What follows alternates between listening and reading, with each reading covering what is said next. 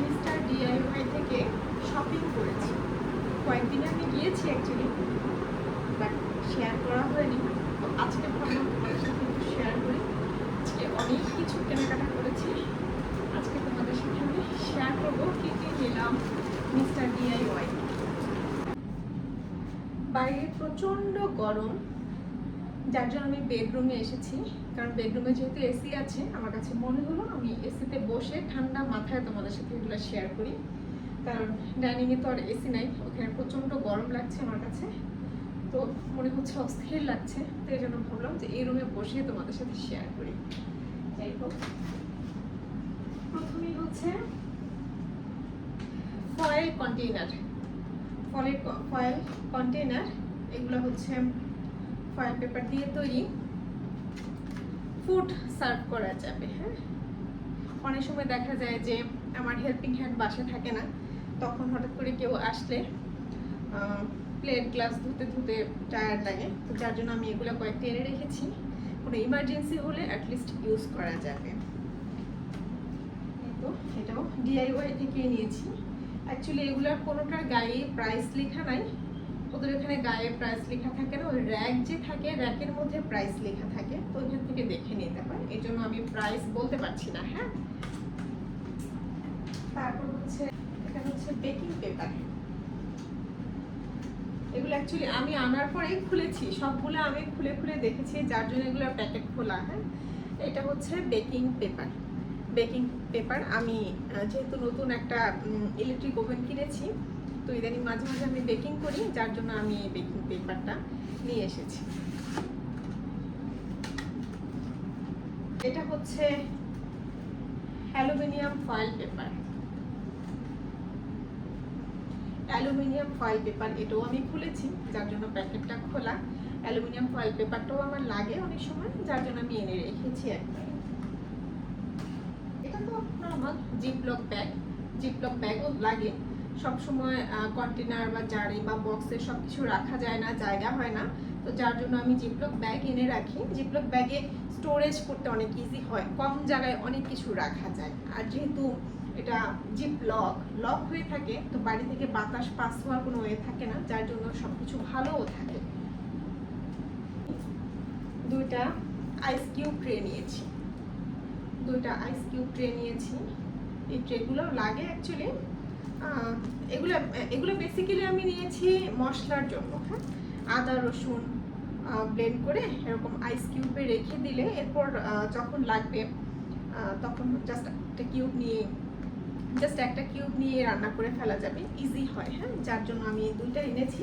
আমার ইচ্ছা আছে আরও আনার, ইনশাল্লাহ নেক্সট টাইম গেলে আমি আরও নিয়ে আসবো। এই তো জার, এয়ার টাইট জার, এটা কিন্তু কাঁচ। হ্যাঁ, কাঁচ না, কাঁচ, এয়ার টাইট জার। এটা একটা না, এটা আমি আরও দুইটা নিয়েছি, কিন্তু অ্যাকচুয়ালি আমি আনার পরপরই ওগুলা ক্লিন করে ওগুলোর মধ্যে মশলাপাতি রেখে দিয়েছি, যার জন্য আমি শেয়ার করতে পারলাম না। কারণ আমি একটু কী বলবো, অস্থির। কোনো একটা কিছু নিয়ে আসলে আমার মানে আমি যে ওয়েট করব সেই সময়টা আমি দিতে পারি না, যার জন্য আমি এগুলা ইউজ করে ফেলেছি। একটাই আছে, ওইটাই তোমাদের সাথে আমি শেয়ার করলাম। এগুলো আরও কিউট কিউট দুইটা জার, এই দুইটাও হচ্ছে গ্লাসের, দুইটাও গ্লাসের এয়ারটাইট কন্টেইনার। এগুলো আমি আরও নিয়েছি, বাট ওগুলো সব আমি ইউজ করে ফেলেছি, যার জন্য আমি এই দুইটা তোমাদের সাথে শেয়ার করলাম, জাস্ট তোমাদেরকে আইডিয়া দেওয়ার জন্য যে মিস্টার ডিআইওয়াইতে কী কী পাওয়া যায়। অ্যাটলিস্ট তোমরা দেখলে বুঝতে পারবে যে কী কী পাওয়া যায়, তারপর তোমরা তোমাদের প্রয়োজন অনুযায়ী যেতে পারবে, যা যা প্রয়োজন তোমরা নিতে পারবে, এই জন্যই জাস্ট শেয়ার করা আমার। হ্যাঁ, তারপর আমি এই দুইটা স্টোরেজ বক্স নিয়েছি। এটা অ্যাকচুয়ালি ড্রেনেজ বক্স, এটার উপরের লেবেলিংটা আমি তুলে ফেলেছি, ড্রেনেজ, মানে এটার মধ্যে তুমি ফ্রুটস, ছোটোখাটো ফ্রুটস বা ভেজিটেবলস রাখলে হচ্ছে, দাঁড়া আমি একটা নিয়ে দেখাচ্ছি। তো ঢাকনা এইখানে হচ্ছে এই একটা লেয়ার আছে। হ্যাঁ, এই একটা পোর্শন আছে, যার জন্য এটারই যে পিছনের দিকে বোঝা যাচ্ছে কি, পিছনের দিকে একটু উঁচু আছে, এই যে এরকম উঁচু, যার জন্য বক্সে রাখলে গ্যাপ থাকে, হ্যাঁ গ্যাপ থাকে। তো তুমি ফ্রুটস বা ছোটোখাটো ভেজিটেবলস রাখলে যদি পানি জমে থাকে সেই পানিটা এই গ্যাপের নিচে পড়ে থাকবে, ফ্রুটসের গায়ে লেগে থাকবে না, তো যার জন্য ফ্রুটস বলো বা ভেজিটেবলস বলো ওগুলো নষ্ট হবে না, হ্যাঁ ফ্রেশ থাকবে অনেক দিন। যার জন্য আমি এই বক্সগুলো নিয়েছি। এই বক্স আমি 2টা নিয়েছি, আপাতত 2টা নিয়েছি, যদি দেখি যদি আরও লাগে তাহলে পরে যে আরও নিয়ে আসবো আমি। যার না স্টোরেজ বক্সই বলা চলে, স্টোরেজ অর্গানাইজার বক্স, হ্যাঁ এই 2টা ভাবে দেখালে বোঝা যাবে। এই একটা, এই একটা, হ্যাঁ 2টা নিয়েছি আমি। এখানেও ভেজিটেবলস বা ফ্রুটস রাখা যাবে, ফ্রেশ থাকবে, ভালো থাকবে। এগুলো আমার কাছে খুবই ভালো লেগেছে। এগুলো অ্যাকচুয়ালি মিস্টার DIY ছাড়া আমি বাইরে কোথাও দেখিনি, আমার চোখে পড়েনি এখন পর্যন্ত। তো এখানে দেখে আমার কাছে মনে হলো যে ফ্রিজে জিনিসপত্র অর্গানাইজ করার জন্য এগুলো অ্যাকচুয়ালি পারফেক্ট। এগুলোর মধ্যেও বিভিন্ন সাইজের আছে, বিভিন্ন শেপের আছে, আরও বড়ও আছে, আরও ছোটও আছে। আমি ইনশাল্লাহ নেক্সট টাইম আরও নিব। তারপর লিড সহও আছে, তো ওগুলোর দাম অনেক বেশি, যার জন্য আমি এখন নিইনি, ইনশাল্লাহ নেক্সট টাইম আমি নিব। এগুলো হচ্ছে anti slip mat. Anti slip mat এগুলো আমি বেসিক্যালি এনেছি আমার ফ্রিজের র্যাকগুলোতে দেওয়ার জন্য, হ্যাঁ না হলে অনেক সময় আমরা বক্স টক্স টানাটানি করি, তো তখন দেখা যায় স্ক্র্যাচ পড়ে যায়, যার জন্য আমি এগুলো এনেছি। আমি এগুলো কেটে কেটে ফ্রিজের র্যাকের শেপ অনুযায়ী কেটে আমি সেট করে নিব, তাহলে এটার উপর আমি যে কোনো কিছু রাখলে আমার ফ্রিজের র্যাকগুলোতে স্ক্র্যাচ পড়বে না, হ্যাঁ যার জন্য আমি এনেছি। এখানে 2টা আছে, আরও 2টা আমি এনেছিলাম, ওগুলো আমি ফ্রিজে অলরেডি ইউজ করেছি, হ্যাঁ। এটার মধ্যে ছিল ক্লিন ট্যাপ, এটা বের হয়ে গিয়েছে। এটার মধ্যে ছিল ক্লিন র্যাপ। ক্লিন ট্যাপ অনেক সময় হয় না যে আমরা কিছু মেরিনেশন করে রেখে দিব, তখন এই ক্লিন র্যাপ দিয়ে রেখে দিলে আর এটার মধ্যে মাছি টাছি যে পড়ে না বা ময়লা যে পড়বে না, হ্যাঁ ফ্রেশ থাকবে। তারপর আমি এই কিচেন টাওয়ালগুলো নিয়েছি। এগুলো তো খুবই কি বলবো, খুবই ইম্পর্টেন্ট, আমার তো লাগে প্রচুর, আমার এগুলো 2 দিন পর পরই লাগে, তো যার জন্য আমি এগুলো নিয়ে এসেছি।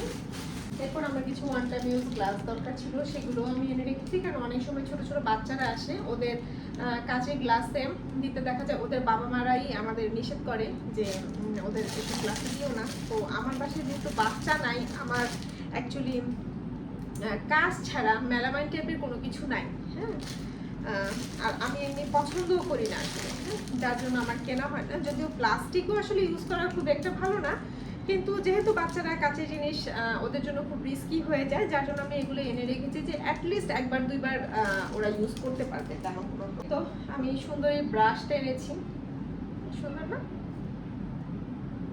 ক্লিনিং ব্রাশ, সিঙ্ক টিঙ্ক বা সিঙ্কের পাশে দেয়াল টেয়াল পরিষ্কার করার জন্য একটু হার্ড টাইপের এই ব্রাশটা আমার দরকার ছিল, তো আমি মিস্টার DIYতে এটা পেয়ে গেলাম, তো যার জন্য আমি নিয়ে নিলাম।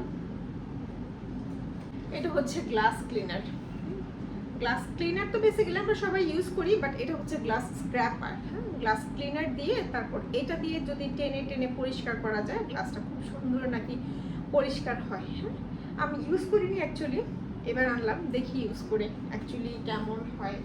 এটা নর্মাল একটা স্ক্র্যাপার, হাঁড়ি পাতিল পরিষ্কার। এটা হচ্ছে লিন্ট রোলার। লিন্ট রোলার এটাও অ্যাকচুয়ালি আমি আগে কখনো ইউজ করিনি।